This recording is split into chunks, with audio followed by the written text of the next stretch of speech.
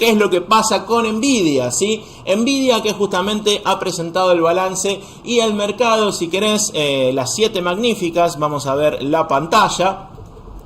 En las 7 magníficas vas a encontrar que Apple está subiendo 0,20%, ¿sí? En el premercado, Google 0,10%, Microsoft 0,29%, Amazon está bajando 0,05%, casi flat, Meta es una de las más perjudicadas, menos 0,41%, y Tesla menos 0,67%. Por supuesto, la reina, la estrella del mercado, 0,51%, 0,54% la alza en el premercado. Estos son datos de premercado, por supuesto, no quiere decir que abran así, no quiere decir que terminen así, mucho menos, ¿sí? Pero la idea es, el balance al mercado le gustó. No fue una cosa de locos, porque si no veríamos subas muy importantes. La verdad que el balance es muy bueno, ¿sí? No hay nada para criticarle. Si querés, ahí hay, porque es lógico también ya, el tema de todo lo que tiene que ver con los RTX, ¿sí? Todo lo que tiene que ver con esas placas de video específicas para gaming. Quizás no fue del todo bueno el balance en ese aspecto, ¿sí? Pero en todo lo demás hay algo que es fundamental y que es lo que te voy a contar a partir de ahora, ¿no? Y tiene que ver con que Nvidia ha declarado a través de su balance que las empresas más importantes de Estados Unidos y las más importantes del mundo dependen de ella, ¿sí? Y eso es fundamental. No es algo descabellado, no es algo que no se supiera, ¿sí? Pero es algo que ha quedado evidenciado en los números del balance de Nvidia el día de ayer, ¿sí? ¿Por qué? Bueno, fundamentalmente porque tanto Google como Apple, como Amazon y Meta están invirtiendo o necesitan, si querés, de mucha inversión dentro de la inteligencia artificial. Y para eso necesitan el diseño de los chips de Nvidia, ¿sí? Y entonces es fundamental entender que Nvidia es el motor de todo lo que hay detrás, ¿sí? Todas las empresas de tecnología, las más importantes, que están metidas de lleno en el desarrollo de la inteligencia artificial, están corriendo detrás de la coneja de Nvidia, si querés, ¿no? ¿Por qué? Porque Nvidia es la que les da poder, la que le da el poder de cómputo, ¿sí? Sin Nvidia yo no creo que esto se pueda desarrollar a la velocidad de la que se va a desarrollar toda la inteligencia artificial, que ya vimos gran parte de ese desarrollo, pero falta muchísimo más, por supuesto, ¿sí? Entonces, importantísimo entender que Nvidia, a través de su balance, dice: mis principales consumidores, mis principales socios comerciales son Google, Apple, Amazon, ¿sí? Y creo que también Meta, ¿sí? Entonces hay un montón de fundamentales, si querés, que no es mi especialidad, pero sí me parece interesante entender que el balance marca esto, que dice: che, mirá, o sea, las mejores empresas del mundo son mis clientes, ¿sí? Y yo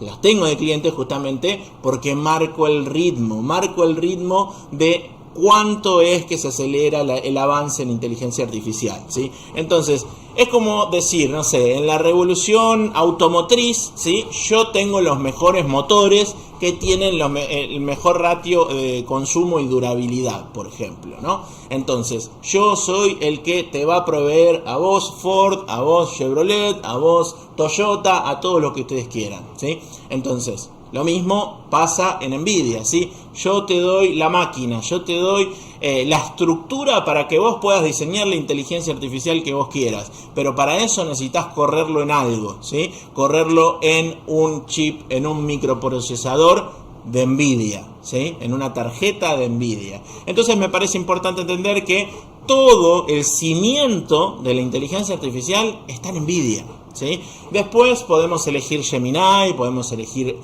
OpenAI con ChatGPT, podemos elegir Anthropic, por ejemplo, pero la mayoría de esas inteligencias artificiales están dentro de Nvidia, ¿sí? O sea, dependen de Nvidia, corren en Nvidia. Otro de los factores del balance fue el tema de la nube, ¿sí? Todo el tema de que hay que correr procesos y guardar datos en la nube, ¿sí?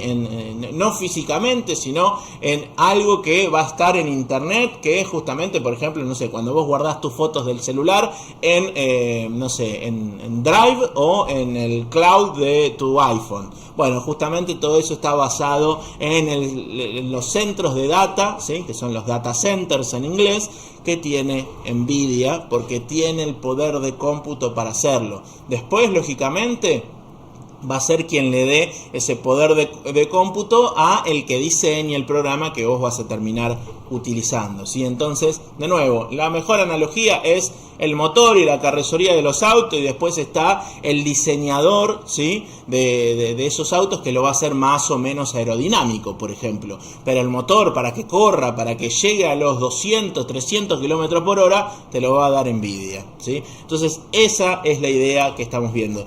Otra cosa que venimos comentando y que me parece fundamental entender, porque justamente quizás no se termina de expresar muy bien, porque vimos el proceso contrario, es el tema del traspaso de carteras, ¿sí? Y yo lo expliqué creo que el martes, ¿sí? Y te decía, fíjate que la relación entre el XLK y el XLP, me parece que lo expliqué ayer en los videos de Bull Market, se está poniendo alcista, ¿sí? Y me parece interesante entender esto, porque por ejemplo, este es el ETF de las tecnológicas, el XLK, ¿sí? Y por otra parte tenés el ETF de las defensivas, el XLP.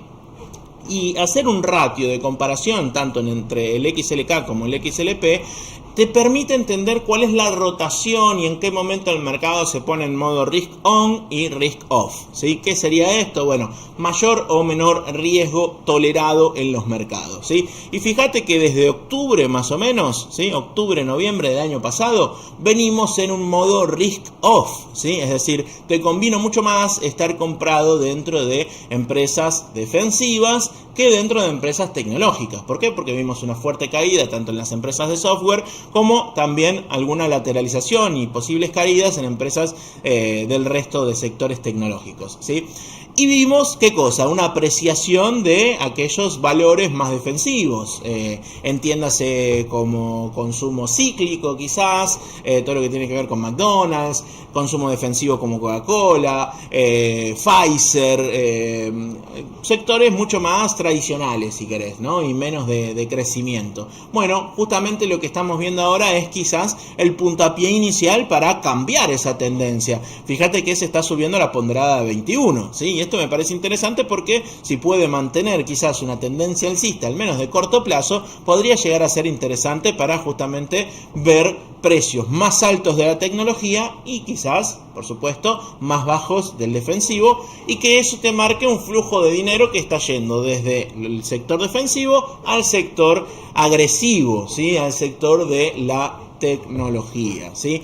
Y en ese ámbito, manteniendo esa hipótesis, podemos decir qué es lo que está sucediendo con Bitcoin, ¿sí? Porque evidentemente hay una intención alcista bien marcada en la vela del día de ayer, ¿sí? Y fíjate que justamente nuestro indicador estrella, el Concord, nos anticipaba de esto. Fíjate la cantidad de manos grandes del mercado que estaban llevando papeles y se daba este traspaso de manos, ¿sí? Manos grandes del mercado que están llevando fuertemente papeles, o bueno, en este caso están comprando criptomonedas de Bitcoin, mientras que las manos chicas por miedo y pánico están vendiéndolas, ¿sí? Entonces se da ese traspaso de manos en donde las manos débiles del mercado, las manos quizás retail, los inversores que menos conocimiento o menos espalda para bancarse las bajas tienen, bueno, le están vendiendo baratos las criptomonedas en este caso a los inversores institucionales y que quizás van al mediano o largo plazo, ¿sí? Entonces me parece interesante entender que quizás esto te marca un rumbo, te va diciendo, che, fíjate que quizás esto podría llegar a ser una zona de soporte, más que nada los 63 mil dólares, ¿sí? Podría llegar a ser una zona de soporte interesante para ir a buscar nuevamente precios más arriba, o por lo menos que deje de caer todo lo que tiene que ver con Bitcoin, ¿sí? Acordémonos que esto está haciendo un patrón de caída importante, ¿sí? Es decir, 36% a la baja, después tiene recuperación y otro 36% que habíamos medido, se replicó el 100% del movimiento anterior, ¿sí? Esto es como marcar una extensión del retroceso de Fibonacci. Fíjate que si lo vamos a marcar, que tanto se puede marcar como para tendencias alcistas como para tendencias bajistas, fíjate que llegó al 100% de la extensión, ¿sí? Desde los máximos de octubre de 2025, la corrección desde noviembre hasta enero, corrección en este caso alcista, ¿sí? Y fíjate que fue al 100% a los 62.460, ¿sí? Entonces me parece interesante entender que quizás el movimiento más fuerte, bajista, ¿sí?, estaría concluyendo, ¿sí? O por lo menos podríamos prever que esta caída, este movimiento del 36% ya se replicó. Y ahora lo más importante es que busquemos un momento de estabilidad. Un momento de estabilidad sería que se mantenga por lo menos por encima de los 62, 60 mil dólares y que no pierda esa zona de soporte. Esto no quiere decir que comience a subir ahora, ¿sí? Esto es importante porque en general cuando tenemos una suba en este caso una baja muy brusca en los mercados, ¿sí? Lo normal es encontrar un periodo de lateralización. ¿Por qué? Porque se estabilizan tanto los indicadores como también se da este proceso de traspaso de manos que también es conocido como acumulación, ¿sí? De las manos grandes del mercado van acumulando, hacen compras periódicas, ¿sí? Tratan de no dejar su huella, pero igualmente el día de ayer lo vimos claramente en Bitcoin, que hubo ballenas, hubo grandes inversores comprando fuertemente este activo, probablemente anterior al balance de Nvidia. Y si bien el día de hoy arranca muy tranquilo, 0.14 a la suba a Bitcoin y con una vela doji de indecisión, lo lógico, si querés, no es que comience a tener un movimiento fuertemente alcista a partir de ahora, sino que lo lógico es que se mantenga lateral en ese proceso de consolidación o de acumulación después de una fuerte baja, de un proceso correctivo muy pero muy grande. Fíjate que desde los máximos ha corregido esto un 50% y no es descabellado. De hecho, en Bitcoin hemos tenido bajas mucho más grandes, de casi el 75-80%.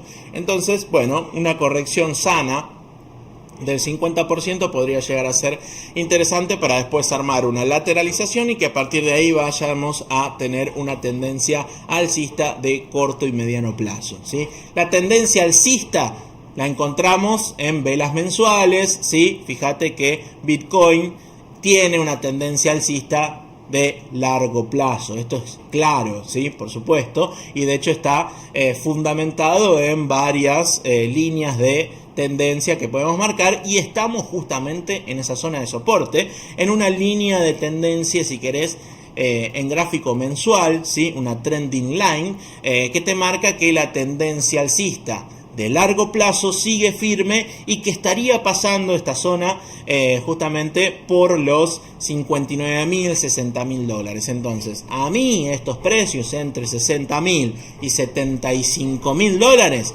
me gustan para acumular al mediano largo plazo. No quiere decir que esto justamente pueda llegar a tener una suba repentina a partir de ahora, pero sí me gusta muchísimo la zona de los 60.000 como zona de soporte, ¿sí? Esto me parece interesante que lo podamos entender y entender que quizás esta zona de soporte que acabamos de marcar es una zona de soporte muchísimo más fuerte que cualquier otra zona de soporte anterior, producto de que viene de una tendencia alcista de largo plazo. Fuimos a ver un gráfico mensual y tomamos como referencia un tiempo muchísimo más grande, ¿sí? Desde 2018 que viene respetándose esta línea de tendencia alcista. Y sacando alguna caída fuerte en la pandemia por producto de una crisis estructural y puntual, fíjate que igualmente la rompe con una mecha nada más, sin una vela fuerte dentro del mes, es decir, que se recuperó en el mismo mes. Bueno, podemos entender que esta línea de tendencia es muy sólida. No quiere decir que se vaya a respetar sí o sí. Acordate que en los mercados a seguro se lo llevaron preso, ¿sí? Porque no hay nada seguro y justamente no existe algo que 100% vaya a suceder, pero sí es algo interesante entender cuáles son las probabilidades, y una línea de tendencia así tan respetada de tan largo plazo es mucho más probable que se siga respetando que otra de menor plazo, ¿sí? Entonces, dicho esto, el ecosistema cripto podría estar entrando en una fase de consolidación de soportes. Lo mismo vemos, exactamente lo mismo en Ethereum, ¿sí? Fíjate, caída de, en este caso, 44, casi 45%, replicada ya al 100% de la extensión, y la zona de los 1750 sería el símil de la misma zona en Bitcoin en los 60.000 dólares, ¿sí? En este caso 1750 es la zona a respetar como soporte, ¿sí? De nuevo, ¿sí? Estamos ante zonas de resistencia, en este caso 2100 podría llegar a ser una zona de resistencia clave, y que el precio de tanto Bitcoin como de Ethereum se queden lateralizando un tiempo, en el caso de Ethereum entre los 1750 y 2100, ¿sí? No estoy diciendo acá, voy a ser muy repetitivo y taxativo porque quiero que se entienda, no quiere decir que a partir de ahora sí o sí tiene que empezar a subir el mercado cripto, pero sí me parece interesante precios para acumular entre 1750 y 2100, pensando en el mediano largo plazo. ¿De acuerdo? Bueno, vamos a ver cómo arranca Argentina. Fíjate, 0.37 al alza, ¿sí? Muy poquito al alza el mercado local. Bueno, un poquito tiene que ver con que Wall Street arranca medio tímido, ¿sí? Medio timidón. Pasa por acá, fíjate, la EMA 150, con lo cual este soporte de los 2.700.000, que es larguísimo, como comentábamos, es larguísimo este número y tendrían que achicarlo, justamente tiene que ver con una zona de soporte importante. Es decir, yo lo que veo en Argentina es que se está produciendo una lateralización y no hay que ser crack en análisis técnico para ver eso, ¿sí? Fíjate que viene lateral desde después de octubre con las elecciones, ¿sí? Finales de noviembre, que también coincide con el exterior, ¿sí? Con Estados Unidos, con un proceso quizás de lateralización o de dejar de crecer fuertemente en las cotizaciones, todo lo que tiene que ver con el ámbito tecnológico y de riesgo, que puede llegar a ser similar al riesgo que puede llegar a tener Argentina. Bueno, fíjate que desde noviembre viene lateral la situación en el mercado local, en la Mervaleta, ¿sí? Pero es importante entender que la zona de los 2.700.000 puntos es una zona de soporte que actualmente sigue siendo muy respetada. Fíjate que fue respetada acá el 21 de noviembre, fue respetada también a finales de febrero, el 19 de febrero, y fíjate acá también se mantiene por encima de esa zona en los 2.809.000 pesos, el gráfico del índice Merval en pesos. Si lo vamos a ver en dólar CCL podemos encontrar alguna que otra diferencia porque el dólar está empezando a rebotar, pero justamente fíjate que encontramos las zonas de soporte y de resistencia en 2.100 dólares como una zona de resistencia clara y los 1.860 aproximadamente como una zona de soporte también bastante clara, ¿sí? Referido a esto, quiero hablar un poquito del dólar, porque me parece interesante, sumado a lo que dijimos recién, qué es lo que está pasando con los dólares financieros y el dólar oficial. Fíjate que el dólar CCL, ahora que ya abrió Estados Unidos, lo podemos observar muchísimo mejor, está empezando a rebotar en una zona de soporte que ahora que cuando carguen los gráficos y los dibujos, fíjate que vamos a encontrar por acá. EMA 150 como soporte dinámico del precio, y fíjate que acá varias veces en los 1450, vamos a ajustarlo porque me gusta el número redondo, 1450 es una zona de soporte importante.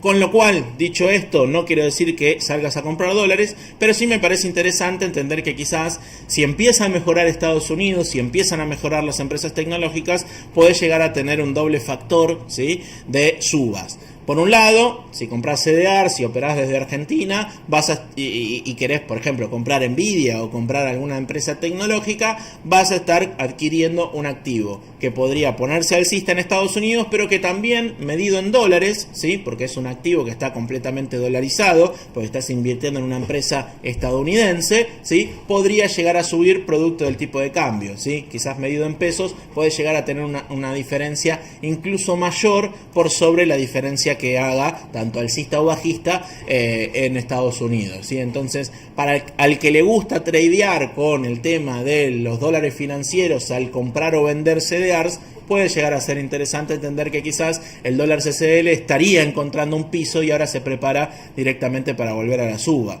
Veremos si esto se transforma en una complicación al superar quizás los 1570, 1580, o si tranquilamente se va a quedar en 1500 planchadito y por ahí no hay ningún tipo de problema, ¿sí? Pero me parece interesante entender que quizás estuvimos dentro del periodo o del momento contrario, dentro del movimiento contrario, fíjate, desde principios de enero, desde principios de año, ¿sí?, que estábamos más o menos en un dólar CCL de 1570 y fuimos a buscar un dólar CCL de 1450. Es decir, si estabas comprado en CDRs, no solo pudiste haber ganado o perdido por el movimiento de Estados Unidos, sino que también en tu valuación en pesos pudiste haber perdido porque estabas en un activo dolarizado y medido en pesos, ese activo dolarizado perdió valor producto de que te bajó el dólar, ¿sí?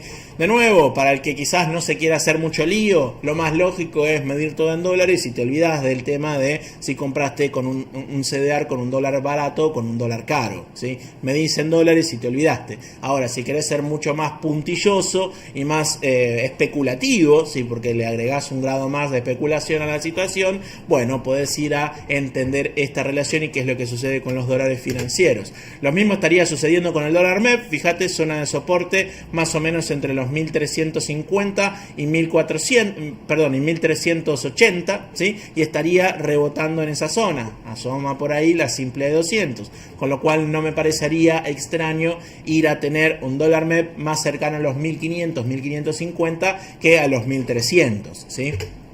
Y por último, en el dólar oficial falta que se rompa esta línea de directriz bajista para ir a buscar la zona de los 1480.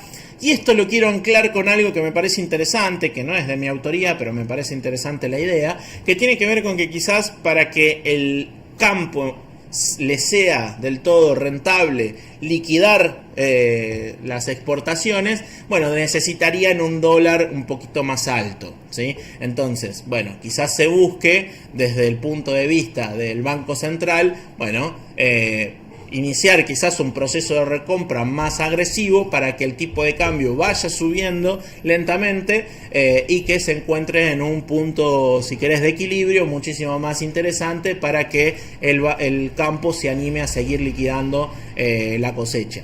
Veremos qué es lo que sucede y ahí tendríamos un factor quizás un poquito más controlado, porque si bien estaría comprando mucho el central, bueno, tendría la contraparte que sería el campo liquidando a precios de dólar quizás un poquito más ajustados, no te digo acá en 1370 ni tampoco acá en 1500, pero sí quizás más cercano a 1450, ¿sí? Que me parece un dólar un poquito más atractivo para que el campo se incentive mucho más a liquidar la cosecha. De todas maneras veremos qué es lo que sucede. Lo que más me preocupa es este de por acá, que es el tema de la inflación, que si uno lo ve así dice, bueno, no hay problema, la inflación sigue bajando y no hay ningún tipo de drama, eso está perfecto, pero fíjate cómo se empezó a poner picada la curva, ¿sí? No quiere decir esto que estemos en un proceso de cada vez inflación más alta, ¿sí? Estructuralmente más alta, no quiero decir eso, pero sí me parece interesante entender cómo ya dejó de bajar no solamente se complicó no solamente la inflación mensual, sino que es la inflación anual, ¿sí? Fíjate que la interanual está empezando a subir con los datos mensuales. Entonces, es importante darse cuenta que este es el factor a prestarle mayor atención más que nada al gobierno, ¿sí? ¿Qué podría llegar a suceder? En mi experiencia, y lo que podríamos llegar a especular, si querés, es que vaya a buscar una zona un poco más alta, que siga complicándose la inflación, y que después haya quizás otro apretón monetario, otro control, ¿sí? Quizás con una tasa de interés más alta, ¿por qué no? Para ir a buscar quizás controlar la inflación más adelante. Pero me parece interesante entender que por ahora, dentro del marco económico, los problemas de Argentina siguen siendo la inflación y no tanto el dólar, que viene bastante controlado.